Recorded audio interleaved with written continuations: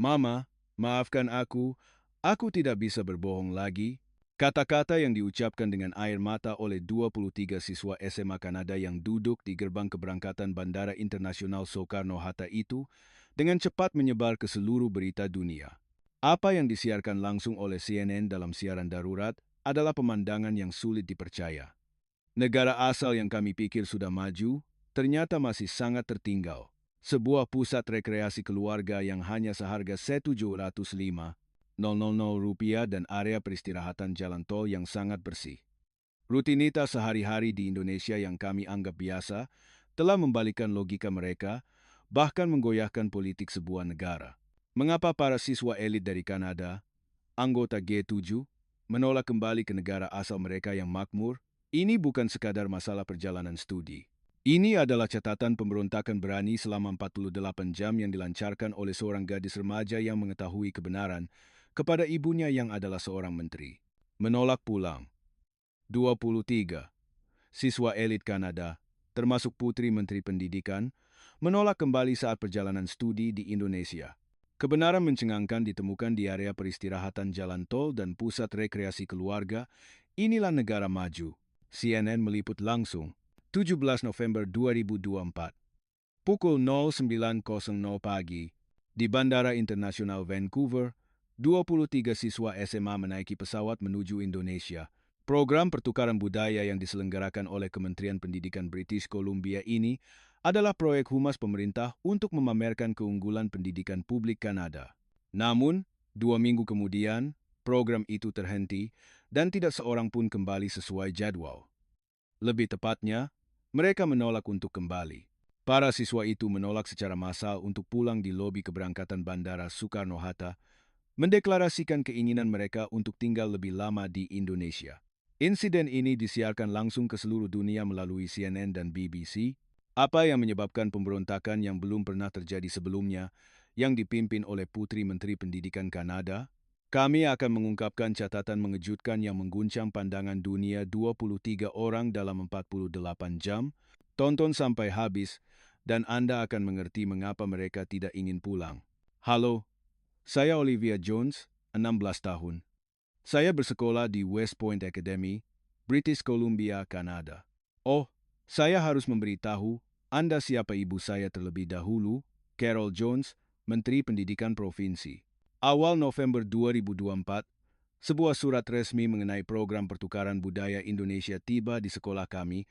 Program itu adalah kunjungan 2 minggu ke Jakarta untuk berinteraksi dengan siswa Indonesia dan membandingkan sistem pendidikan kedua negara. Saya mendaftar tanpa berpikir panjang, hanya karena saya bisa bolos sekolah selama 2 minggu. Namun, ibu memanggil saya ke kantornya. 8 November, pukul 18.00, di kantor menteri, lantai 7 gedung pemerintahan provinsi. Ibu memegang formulir pendaftaran saya. Olivia, kamu terpilih untuk program ini, kata ibu.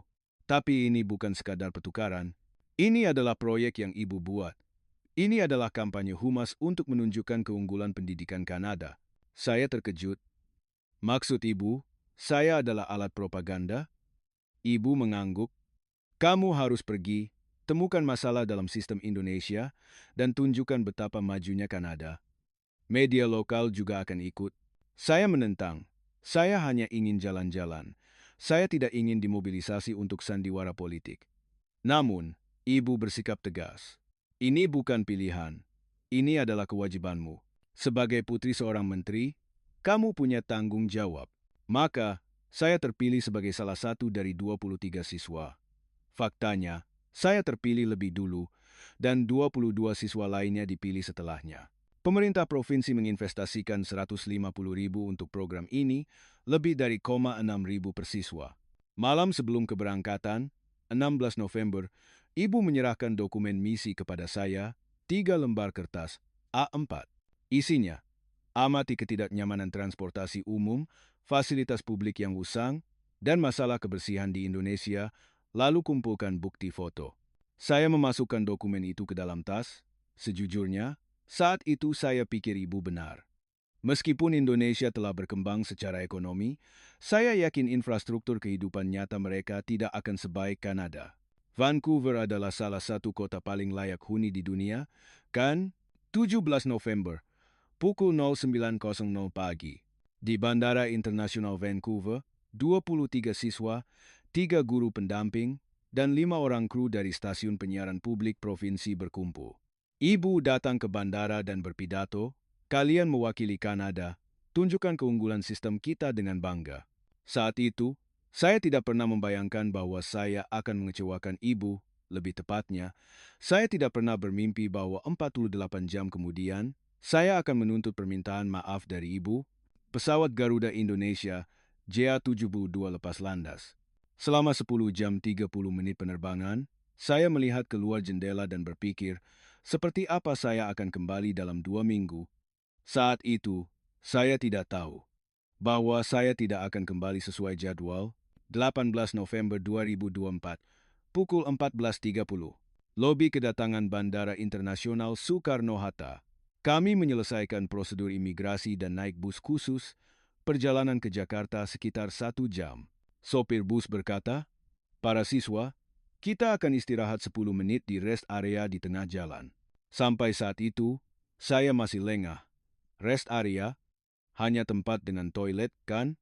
Sebagian besar tempat istirahat di jalan tol Kanada hanyalah minimarket kecil yang terhubung dengan pom bensin. Pukul 15.15. Bus memasuki rest area KM45, tol Jakarta-Bandung, dan pemandangan yang terbentang di depan saya membuat saya terdiam. "Ini tempat istirahat," teriak Emily, teman yang duduk di sebelah saya. "Ini seperti pusat perbelanjaan." Semua, 23 orang yang turun dari bus terdiam dengan mulut ternganga. Bangunan besar, tempat parkir yang tertata rapi, berbagai papan nama yang berwarna-warni. Apakah ini benar-benar tempat istirahat di jalan tol? Saya teringat dokumen misi dari ibu, amati fasilitas publik yang usang. Namun, yang ada di depan mata saya, jauh dari usang, tampak lebih bersih daripada restoran menengah di Vancouver. Saat masuk ke lantai 1, kejutan yang lebih besar menanti. Ada waralaba minimarket, kafe terkenal, food court, dan toko souvenir berjejeran. Saya melihat daftar harga, nasi goreng 25.000, bakso 20.000, dikonversi ke dolar Kanada, sekitar 0,2 hingga 1,5. Di Vancouver, untuk makanan serupa, kami harus membayar minimal 0,15. Namun, kejutan sebenarnya adalah toilet. Saya tidak percaya apa yang saya lihat di pintu masuk toilet lantai 1. Ada papan display digital di atas pintu masuk yang menampilkan ini sedang digunakan 13 bilik. Waktu tunggu tidak ada. Real time. Mereka menunjukkan status kekosongan toilet secara real time. Saya buru-buru mengeluarkan ponsel dan mengambil foto. Tapi ini bukan bukti yang diinginkan ibu, karena ini bukan masalah, melainkan keunggulan.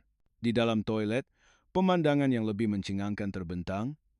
Setiap bilik dilengkapi dengan bidet otomatis, kran air menggunakan sensor otomatis, lantai bersih tanpa setetes air pun, dan tisu toilet serta sabun tersedia melimpah.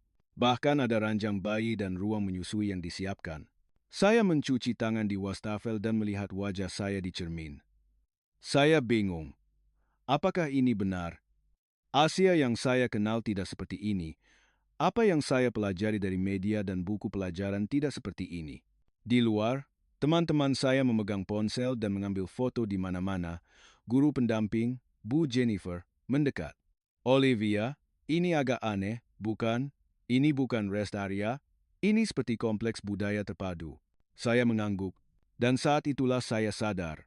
Misi yang diberikan ibu pada dasarnya salah. Saya diminta mencari masalah, tetapi saya tidak melihat masalah. Waktu istirahat 10 menit berakhir, dan kami kembali naik bus.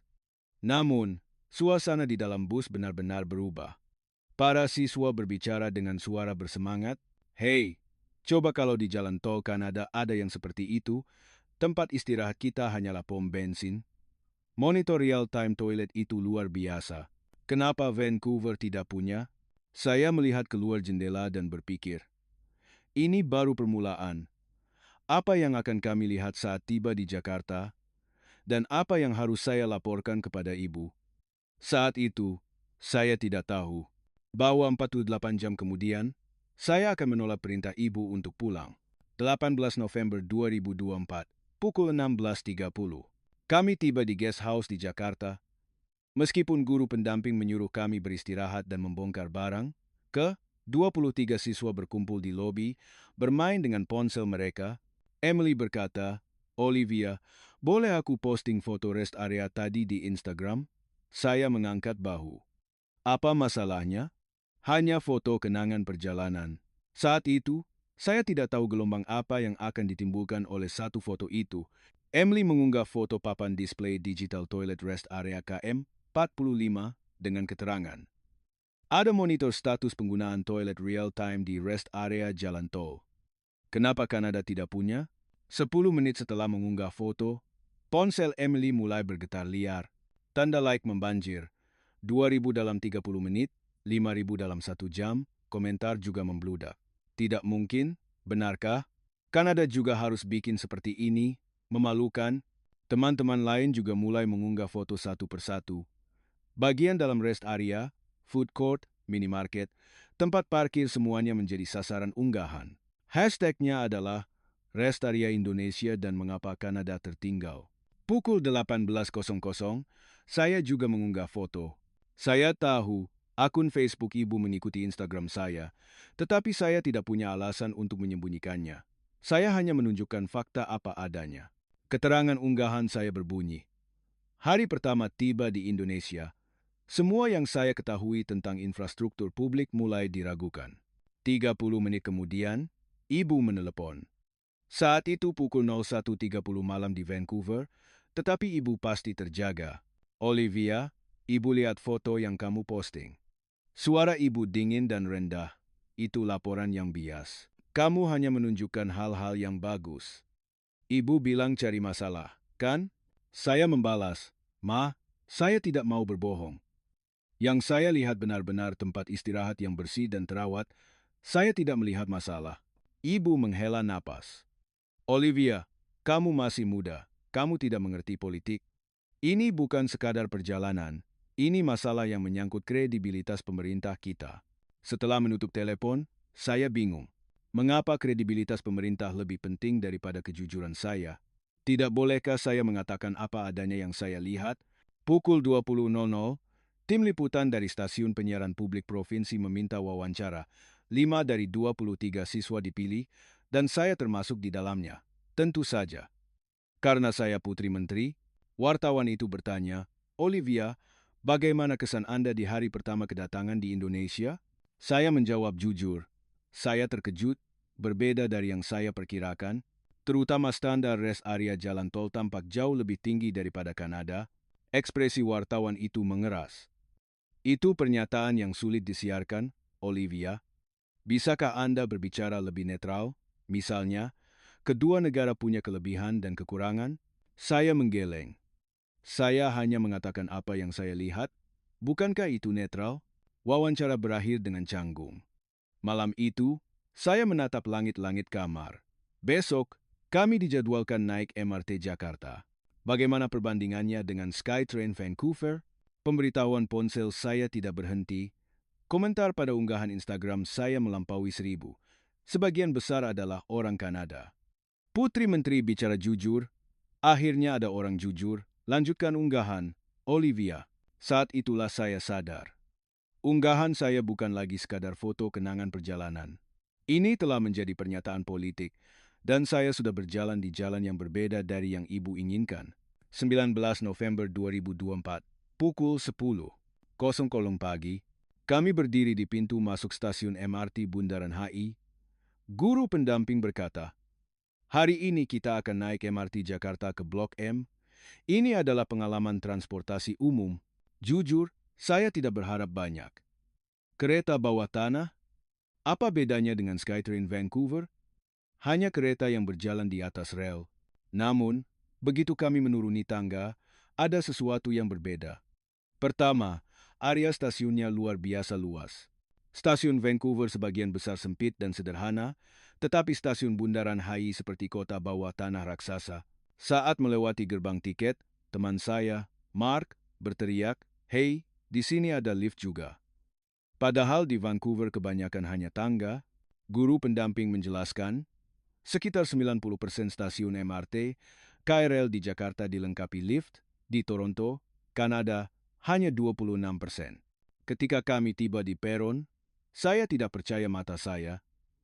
Ada dinding kaca transparan yang dipasang antara peron dan rel, pintu pembatas peron platform, screen doors. Saya hanya pernah melihatnya di buku. Ini adalah sistem yang tidak ada di Vancouver. Guru pendamping menjelaskan, pintu peron adalah perangkat keselamatan penumpang, mencegah orang jatuh ke rel. Indonesia telah lama memasang ini, dan yang paling mengejutkan adalah papan display digital. Kereta berikutnya tiba dalam 2 menit 30 detik, menampilkan waktu real-time hingga hitungan detik. Di Vancouver, hanya ditampilkan dalam hitungan menit 2 menit, 5 menit, kereta tiba. Dikatakan bahwa interval operasionalnya adalah 3 menit. Skytrain Vancouver, bahkan pada jam sibuk, adalah 6 hingga 7 menit. Saya naik kereta dan melihat ke sekeliling. Kursi ditutupi kain, dan yang mengejutkan, kursi itu terasa hangat atau memiliki pengaturan suhu yang nyaman. Kereta Vancouver memiliki kursi plastik tanpa pemanas. Emily berteriak dengan ponselnya, "Hei, ada wifi di sini, gratis." Saya memeriksanya. Benar, wifi gratis MRT Jakarta. Kecepatannya juga cepat. Sepanjang perjalanan ke stasiun Blok M, saya terus mengamati sekitar. Papan display di dalam kereta menunjukkan nama stasiun dalam bahasa Indonesia, Inggris, Mandarin, dan Korea, dan pengumuman suara juga dalam berbagai bahasa. Informasi transfer diperbarui secara real-time. Dan yang paling berkesan adalah orang-orangnya. Meskipun banyak orang, tidak dalam jam sibuk, semua orang tertib. Yang turun keluar lebih dulu, baru yang naik masuk. Di Vancouver, jujur saja, sedikit kacau. Setibanya di stasiun Blok M, saat kami berjalan di lorong transfer, ada karya seni yang dipajang di dinding. Stasiun bawah tanah itu seperti galeri. Itu disebut public art. Saat kami keluar dari stasiun, semua teman saya tampak bersemangat. "Olivia, ini benar-benar luar biasa. Tidak bisa dibandingkan dengan Vancouver." Saya mengeluarkan ponsel dan menyalakan siaran langsung TikTok. Penonton real-time dengan cepat melampaui 3.000 orang. Sebagian besar adalah orang Kanada. Saya berkata ke kamera, "Teman-teman, saya baru saja naik MRT Jakarta, dan jujur saja, ini tidak sebanding dengan Skytrain Vancouver. Operasi 3 menit, pintu peron, wifi gratis, kursi berpendingin, pengontrol suhu, sistem informasi real-time. Semua ini adalah standar dasar di sini." Komentar membanjir. "Tidak percaya, Vancouver harus mencontoh, ini memalukan." Namun, satu komentar menarik perhatian saya. "Ibumu pasti tidak suka ini." Benar, ibu pasti sedang menonton siaran ini sekarang. Saat itu pukul 19.00 malam di Vancouver, dan ibu pasti marah. Tapi saya tidak mematikan siaran. Sebaliknya, saya berkata, "Teman-teman, saya hanya mengatakan apa yang saya lihat. Inilah kebenaran, realitas yang harus kita ketahui." Penonton live melampaui 5.000 orang. Dan saat itulah saya sadar, saya tidak bisa kembali lagi. Saya sudah mulai mengatakan kebenaran yang tidak diinginkan ibu. 19 November 2024, pukul 17, Pointara, kami tiba di pusat rekreasi, Kebugaran Tirta Bahagia, pusat rekreasi keluarga modern. Guru pendamping berkata, "Hari ini kita akan secara khusus merasakan budaya mandi, rekreasi Indonesia. Ini disebut pusat rekreasi keluarga, tempat yang sangat unik." Jujur, saya tidak berharap banyak. Tempat mandi umum, bukankah itu hanya tempat untuk mandi? Apa bedanya dengan kamar mandi kolam renang umum Vancouver? Di pintu masuk, kami membayar biaya masuk, 175.000 per orang, dolar Kanada, sekitar 12,13. Mengingat biaya masuk satu kali ke kolam renang umum Vancouver adalah 7, rasanya sedikit mahal. Namun, petugas berkata, Anda bisa menggunakannya hingga larut malam. Ini termasuk semua fasilitas. Kolam air panas, ruang refleksi, ruang makan, pusat permainan, sudut komik. Tunggu sebentar, hingga larut malam dengan 13, dan bahkan bisa tidur sebentar. Saya tidak bisa menghitung sejenak. Guest house di Vancouver semalam minimal 50. Di sini, saya bisa menghabiskan sepanjang hari dengan 13. Kami menggunakan area mandi yang terpisah antara pria dan wanita terlebih dahulu. Saat saya masuk ke ruang ganti, saya tidak bisa menutup mulut karena tempat itu terlihat seperti spa hotel mewah. Loker bersih, handuk gratis, pengering rambut, bahkan toner dan lotion. Di dalam area mandi, saya semakin terkejut. Kolam air panas, jacuzzi pijat, kolam aromaterapi, kolam jet stream ada lebih dari 10 jenis. Di kolam renang umum Vancouver, kami hanya punya bilik shower. Dan yang menakjubkan, ada beberapa jenis sauna dan ruangan uap juga. Setelah mandi sekitar 1 jam, kami keluar ke area istirahat umum. Karena area ini digabung pria wanita, saya bisa bertemu teman-teman lagi. Semua orang mengenakan pakaian santai kimono atau baju santai. Emily berteriak, "Olivia, lihat ini.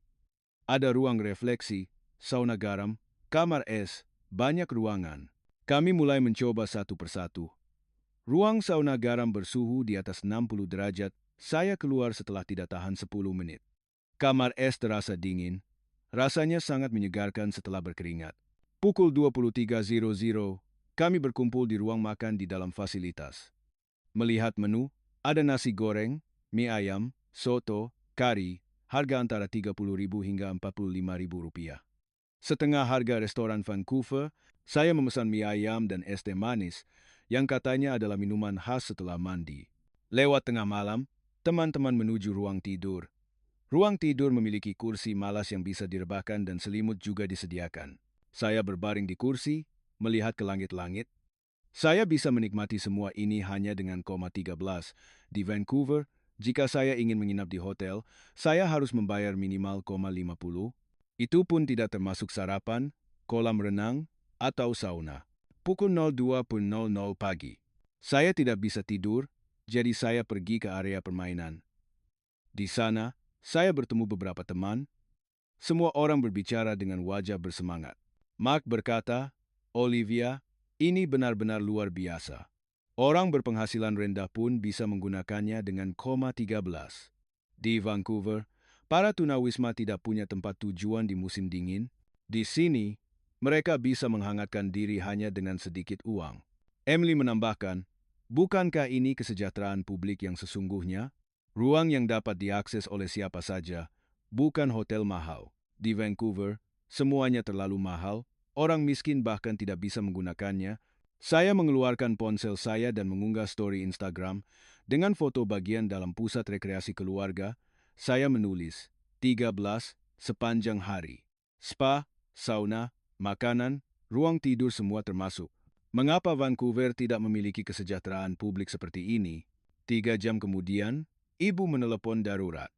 Pukul 10.00 pagi di Vancouver, suara ibu bergetar. "Olivia, hapus unggahan itu sekarang. Kamu tahu apa yang kamu lakukan? Kamu menyerang pemerintah. Media sosialmu menyebar ke seluruh provinsi sekarang. Partai oposisi menggunakan ini untuk menyerang ibu." Saya menjawab dengan tenang, "Ma, saya hanya mengatakan fakta.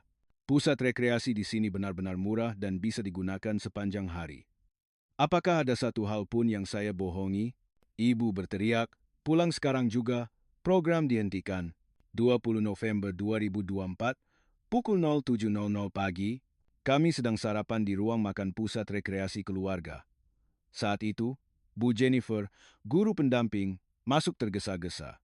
Ekspresinya serius. "Para siswa, ada pengumuman darurat. Perintah penghentian program segera datang dari Kementerian Pendidikan Provinsi. Kalian semua akan pulang dengan penerbangan dari Bandara Soekarno-Hatta pukul 18.00 sore ini." Ruang makan hening sejenak. "Apa? Tiba-tiba kenapa? Kita masih punya sisa 1 minggu." Bu Jennifer menatap saya. "Olivia, perintah langsung datang dari ibumu. Unggahan media sosialmu telah menjadi masalah politik. Partai oposisi menyerang pemerintah dengan ini." Saya berdiri. "Bu, saya tidak akan pulang." "Apa?" Ekspresi Bu Jennifer terkejut. "Saya tidak akan kembali. Saya tidak berbohong. Saya hanya mengatakan apa yang saya lihat." "Mengapa itu menjadi masalah?" "Olivia, kamu masih di bawah umur. Kamu harus mengikuti perintah orang tuamu." Bu Jennifer mencoba membujuk, tetapi saya menggeleng. Saat itu, Emily berdiri. "Saya juga tidak akan pulang." Olivia benar, kami melihat kebenaran. Mengapa kami harus menyembunyikannya? Mark juga berdiri.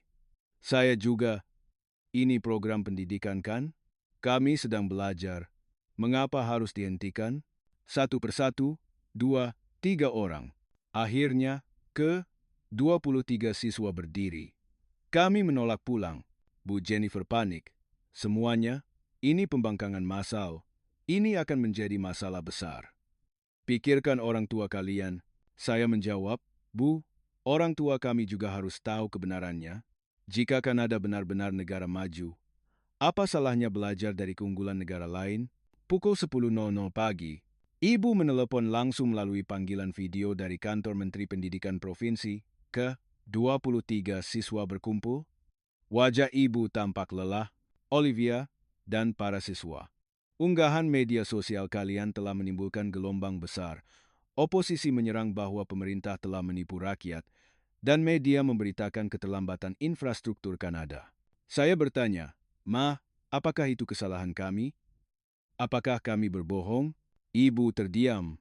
Lalu, dengan tenang berkata, tidak, itu bukan bohong. Tapi ini telah menjadi masalah yang sensitif secara politik. Masalahnya adalah karena kamu putri seorang menteri, jadi ibu ingin saya berbohong. Ingin saya mengatakan yang baik itu buruk, yang bersih itu kotor, yang maju itu tertinggal. Ibu memejamkan mata. Dan setelah beberapa saat, berkata, Olivia, tolong kembali. Ini masalah yang tidak bisa ibu tanggung. Saya menggeleng. Ma, saya tidak akan kembali. Dan 23 orang di sini sependapat, kami akan tinggal di sini selama 1 minggu lagi dan belajar. Panggilan video terputus. 30 menit kemudian, berita mengejutkan tersiar. Berita terkini, CNN 23. Siswa Kanada menolak pulang, mengutip keunggulan infrastruktur Indonesia. BBC juga memberitakan, siswa membangkang perintah menteri, krisis politik British Columbia. Saya melihat ponsel saya, menyalakan live TikTok dengan tangan gemetar, penonton real-time dengan cepat melampaui 20.000 orang. Saya berkata ke kamera, teman-teman, kami 23 orang memutuskan untuk tidak kembali ke Kanada. Kami ingin belajar lebih banyak di sini. Kami ingin tahu kebenaran, dan kami yakin rakyat Kanada juga harus tahu kebenaran ini. Komentar membanjir. Berani, lawan demi kebenaran, ibumu pasti bangga. Namun, komentar terakhir itu salah. Ibu mungkin tidak bangga. Ibu pasti sedang menghadapi krisis politik sekarang. 20 November 2024, pukul 15.00 sore. Kami berkumpul di sebuah kafe di Jakarta, mencari berita dari seluruh dunia di laptop. Cerita kami menjadi berita utama di CNN. Pemberontakan siswa Kanada mengungkap kesenjangan infrastruktur. BBC mengeluarkan artikel analisis yang lebih rinci. Apa yang ditemukan oleh 23 remaja yang mengguncang sebuah negara? The New York Times bahkan memuat editorial. Ketika siswa melihat apa yang tidak ingin ditunjukkan oleh politisi. Emily berteriak, "Hei, kita masuk majalah Time juga." Di halaman utama, itu benar. Tim memuat foto saya dengan judul besar. Olivia Jones, 16 tahun, menentang ibunya untuk mengatakan kebenaran. Saya membaca artikel itu, dada saya berdebar. Apakah ini benar-benar cerita saya? Saya hanya mengatakan apa yang saya lihat. Pukul 17.00, Bu Jennifer masuk tergesa-gesa. Semuanya gawat. Perdana Menteri Kanada sendiri telah mengeluarkan pernyataan. Kami melihat layar laptop. Perdana Menteri Kanada sedang mengadakan konferensi pers. Saya menghormati keberanian yang ditunjukkan oleh Olivia Jones dan 23 siswa, kata Perdana Menteri. Mereka dengan jujur menceritakan apa yang mereka lihat. Dan itu menyampaikan pesan penting kepada kita. Kita harus belajar, Perdana Menteri melanjutkan. Saya telah menginstruksikan Menteri Pendidikan untuk menghormati hak pendidikan para siswa ini. Kami akan mendukung mereka untuk menyelesaikan program 2 minggu sesuai rencana. Kafe itu dipenuhi sorak-sorai. Kami menang. Kami benar-benar menang. Namun, perasaan saya campur aduk. Ini bukanlah kemenangan. Ibu pasti sedang berada di bawah tekanan yang luar biasa sekarang. Pukul 19.00 malam, ibu menelepon lagi. Kali ini, panggilan pribadi, Olivia. Suara ibu terdengar lelah. Kamu menang, Perdana Menteri turun tangan langsung, jadi kalian bisa menghabiskan 2 minggu sesuai rencana. Saya bertanya dengan hati-hati, Ma, Ibu baik-baik saja? Ibu tertawa getir, tentu saja tidak. Oposisi menuntut pengunduran diri Ibu. Media menuduh Ibu menggunakan putrimu sebagai alat politik dan survei opini publik anjlok. Maafkan saya, Ma, kata saya tulus. Ibu menghela napas. Tidak ada yang perlu disesali. Kamu melakukan hal yang benar. Ibu yang salah, Ibu akui itu. Kata-kata itu membuat saya hampir menangis. Olivia, kata Ibu, selesaikan apa yang kamu lihat dan ajarkan kebenaran kepada rakyat Kanada. Betapa tertinggalnya kita, betapa banyak yang harus kita pelajari. Setelah menutup telepon, saya menangis sejenak. Ibu menerima pukulan politik yang besar, tetapi tetap membela saya. Pukul 21.00 malam, kami melakukan perjalanan jalan tol lagi.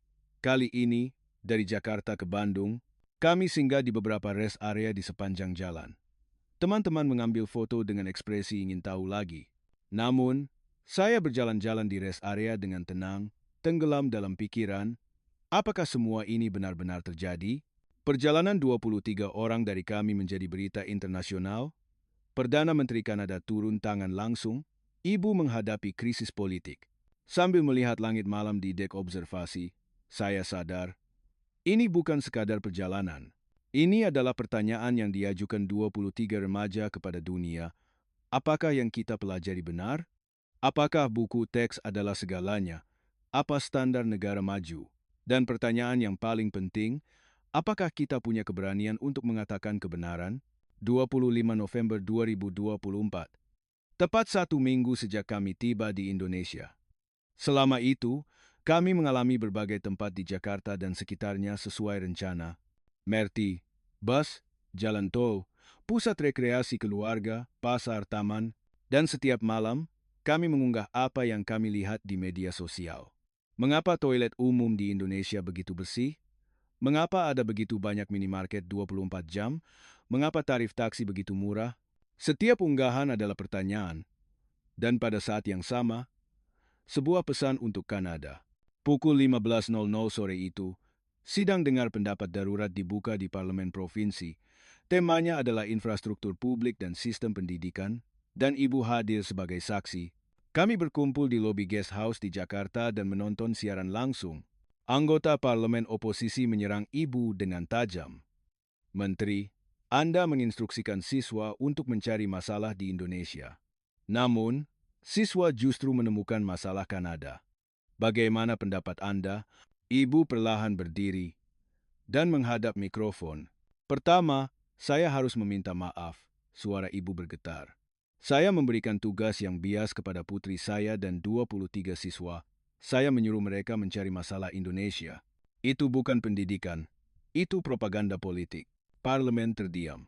Ibu melanjutkan, dan saya juga meminta maaf kepada rakyat Kanada. Saya percaya bahwa kita adalah negara maju, bahwa sistem kita adalah yang terbaik, namun itu adalah keangkuhan. Kita harus belajar. Anggota Parlemen Oposisi bertanya, secara spesifik, apa yang harus kita pelajari? Ibu membuka laptopnya dan memproyeksikan foto Instagram saya ke layar. Lihat ini. Sistem monitor toilet real-time di rest area jalan tol, apakah kita memilikinya di Kanada? Tidak. Lift yang terpasang di 90% stasiun MRT, kita hanya punya 26%. Operasi 3 menit, Wi-Fi gratis, kursi berpendingin, apakah kita memilikinya? Suara Ibu meninggi. Dan pusat rekreasi keluarga, fasilitas kesejahteraan publik yang dapat digunakan sepanjang hari hanya dengan 13, termasuk mandi, sauna, tidur, dan makanan. Berapa banyak tunawisma di Vancouver yang tidak punya tempat tujuan di musim dingin? Parlemen gempar. Ibu berkata terakhir, saya menjabat sebagai Menteri Pendidikan selama 15 tahun, tapi saya seperti katak di dalam tempurung. Putri saya dan 23 siswa telah melihat dunia yang lebih besar daripada saya. Saya harus belajar dari mereka, dan Ibu menundukkan kepalanya. Rakyat sekalian, saya minta maaf, saya mengundurkan diri. Lobi hening seketika. Teman-teman saya melihat layar dengan ekspresi terkejut. Saya mengeluarkan ponsel sambil menangis. dan mengirim pesan kepada ibu, "Ma, jangan berhenti." Ibu menunjukkan keberanian untuk mengakui kesalahan. Sekarang giliran ibu untuk mengubah Kanada. Tolong. 5 menit kemudian, balasan dari ibu tiba. "Olivia, terima kasih. Ibu bangga padamu." Kalian Bear, 23, ibu memutuskan untuk tidak mengundurkan diri. Sebaliknya, ibu akan menggunakan sisa hidup ibu untuk mengubah Kanada menjadi seperti Indonesia. Malam itu, Parlemen Provinsi mengesahkan resolusi darurat Komite Khusus Benchmark Infrastruktur Publik Indonesia. Diinvestasikan 5 juta. Proyek modernisasi MRT Vancouver dimulai pada tahun 2025. CNN memberitakan 23 remaja yang mengubah sebuah negara dalam 1 minggu. BBC memberi judul Bagaimana Kejujuran Siswa dari Negeri Kebenaran Memicu Reformasi Politik. Dan tim menominasikan saya sebagai Person of the Year kategori remaja. Namun, saya lebih bahagia daripada itu. Ibu meminta maaf dan ibu berjanji untuk belajar. Itu adalah kemenangan terbesar. 1 Desember 2024. Kami menyelesaikan program 2 minggu sesuai jadwal dan tiba di Bandara Soekarno-Hatta. Kali ini, tidak ada yang menolak pulang. Di lobi keberangkatan, saya menoleh ke belakang untuk terakhir kalinya ke Indonesia. Selama 2 minggu, negara ini benar-benar mengubah pandangan dunia saya dan mengubah hidup ke 23 orang. Pesawat lepas landas, Emily, yang duduk di sebelah saya, berkata, "Hei, kita benar-benar membuat sejarah, kan?" Saya mengangguk, "Ya, kita membuatnya. Kita ber-23. Maret 2025. Netflix merilis satu film dokumenter, judulnya 23 Orang yang Mengubah Segalanya. Itu adalah karya yang diproduksi dengan anggaran 2 juta selama 3 bulan. Dokumenter itu disiarkan di 127 negara di seluruh dunia, mencatat 8 juta jam tontonan di minggu pertama. Olivia Jones dan 22 temannya menjadi tokoh global dalam semalam. Vancouver, Kanada, memulai proyek modernisasi MRT pada tahun 2025, pemasangan pintu peron, pemendekan interval operasi, penyediaan Wi-Fi gratis semua mencontoh sistem Indonesia. Dan Juni 2025, Pusat Rekreasi Keluarga Publik pertama Vancouver dibuka, namanya Olivia Wellness Center. Beroperasi 24 jam, biaya masuk 5, reaksi warga sangat antusias. Carol Jones, Menteri Pendidikan, tidak mengundurkan diri. Sebaliknya, ia memimpin proyek inovasi infrastruktur publik, berdiri di garis depan untuk mengubah Kanada. Oktober 2025, ia menerima penghargaan inovasi layanan publik dari pemerintah Indonesia. Olivia Jones dinobatkan sebagai salah satu dari 10 finalis Person of the Year Team 2025, dan ia menerima tawaran masuk secara bersamaan dari Universitas Harvard, Stanford, dan MIT. Pemberontakan kecil yang dimulai dalam 48 jam telah mengubah dunia. 23 remaja telah membuktikan keberanian untuk mengatakan kebenaran dapat mengubah dunia.